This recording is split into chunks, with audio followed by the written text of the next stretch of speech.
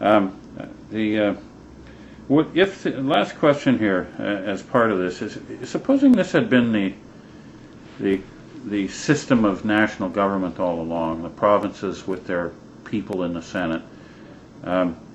There's a kind of a, you were saying, you may have touched on it a bit earlier.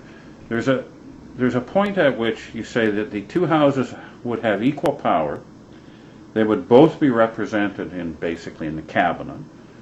That means the leader of the Senate and the leader of the House of Commons would have to agree, basically, what, on the throne speech, on the priorities of the government. Well, they have to believe, they have to agree on a common political program, a program that would be acceptable both to the Senate and the House of Commons. All right. What happens if they can't do that? Supposing there's just a parting of the ways. Let's say it's over something basic like the National Energy Program, or now maybe Kyoto. What would happen if the representatives of the provinces in one house say, look, there's just no way we're going with that, but the Prime Minister or the leader of the House of Commons, the biggest party in the House of Commons, says, well, that's what we have a mandate to work on, and so that's what we have to do. No. They don't have, he doesn't have a mandate to work on anything unless the Senate agrees. Okay, so but he was elected on the promise. His party was, let's say, elected on the promise of delivering on Kyoto or delivering on something that is controversial in different regions. It's not accepted in some regions it is. Okay, let's suppose there's a collision between these two houses and the leaders in these two houses. What happens then? Well, the mechanism, to conciliate the interests of the House of Commons and the Senate was established by Lord Elgin way back in 1848, and this was what established a government that was responsible to the people for their conduct. And the mechanism is the Governor General chooses a person who he believes can command a majority of Parliament. In our case, both houses. But I mean, obviously, it comes from either the Senate or the House of Commons. More likely the House of Commons, but still, the Governor General chooses one person he believes can unite. Get stuff through the Senate. Among other things. The bottom line: this Prime Minister would have to go to the other House and establish a program that would be acceptable both to the Senate and the House of Commons. He would have to go see a leader, and then let's say the Senate, and the Senate would have to. Now, remembering there's no national parties in the Senate now, right? I'm sorry, what? Under this Senate, as it's supposed to be, there's no national parties. They're all provincial.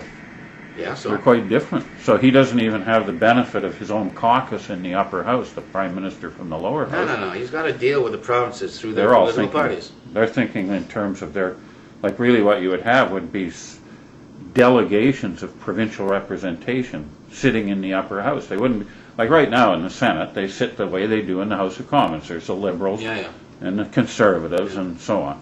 Whereas under this scenario you're describing, they wouldn't even be sitting that way. Probably the Ontarians would all sit together, and the Quebecers and the British Columbians. In the Senate, that was the objective of the Senate, was to, bring into the legislative process. That would be worth doing just to see it happen. It would be so different. But so the leader, the Prime Minister would have to go find the leader of the other house and negotiate a program that would be acceptable to both.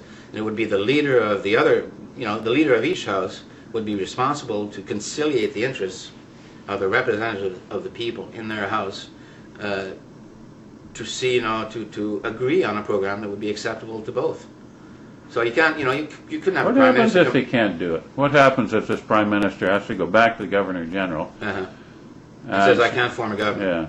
Yeah, I can't. Well, then the Governor General would have to find somebody else who could. Or you call an election, or he talks to a different leader.